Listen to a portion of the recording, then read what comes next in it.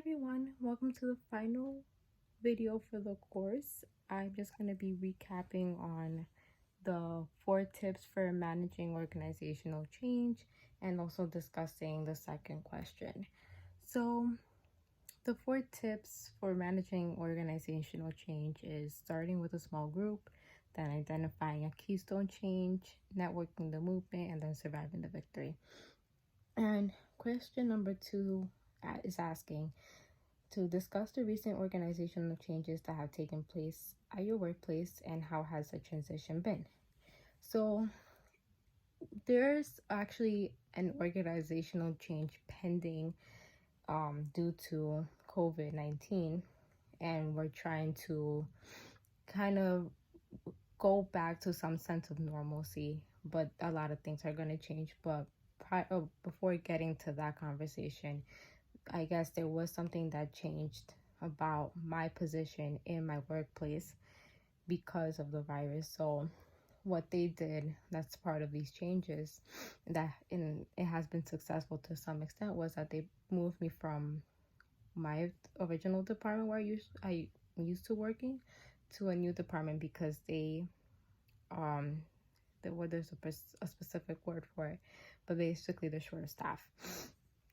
For several reasons. Point is, a lot of them either left or are on family leave because they were scared about, I guess, possibly being exposed.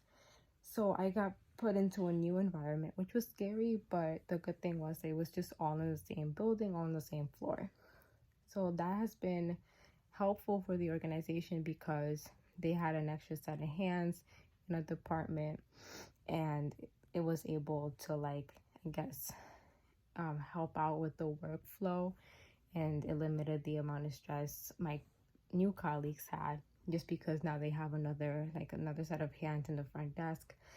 But yeah, that's I guess one organizational change that has happened, and then one that is going to happen that's up in the air right now, just because apparently they extended the stay-at-home order here in New York to June 6th.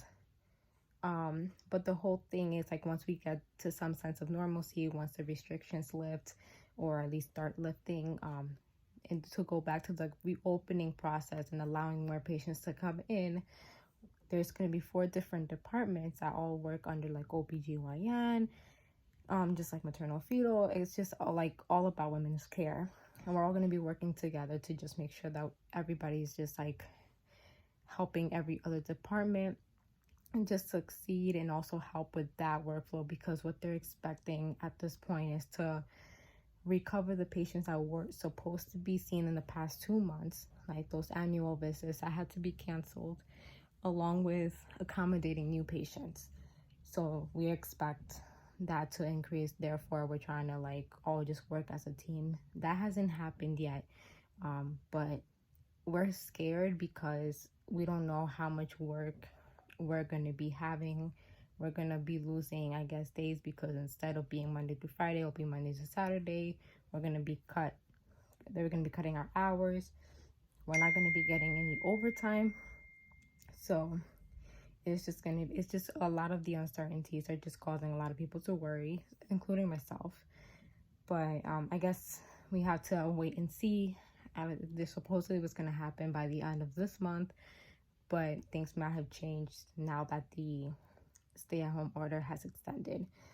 So I'm just gonna wrap it up, and I guess that's it for the rest of this course. So I wish everybody luck with just completing the paper and the rest of the presentation, and hopefully see you guys next trimester. Take care.